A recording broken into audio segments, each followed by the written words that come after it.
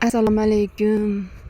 Mehribon Rabbimning, yaratuvchi va jonimizni olguvchi Allohimizning mo'min va mo'minalar. Qarang, bu bir kun borar joyim shu yer.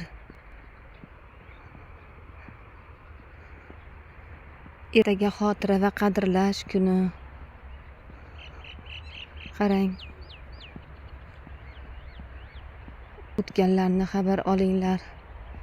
Sizlar katta qilgan, o'stirgan, o'qitgan, oq yuvib oq taragan, qarovsiz qoldirmanglar.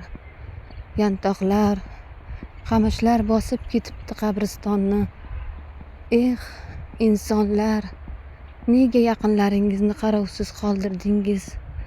Ular sizlarni qarovsiz qoldirmagan-ku.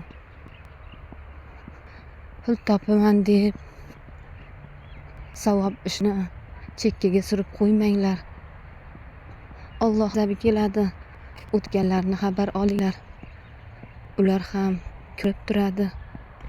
Kelib qabrlarni ko'rib, tikon yantoqlarni ko'rib, meni xabar olmayapti deb ezilib ketishadilar.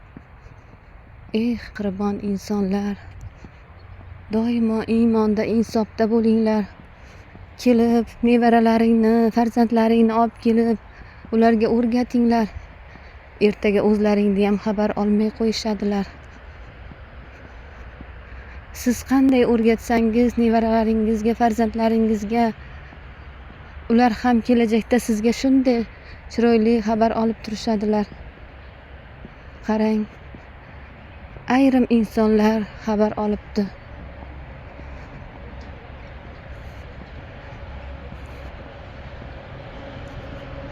Allohim, gunohlarimizni kechiring.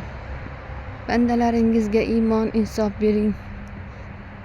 Kimningdir qabrida tikon o'ssa, uning farzandlari unutgan bo'ladi.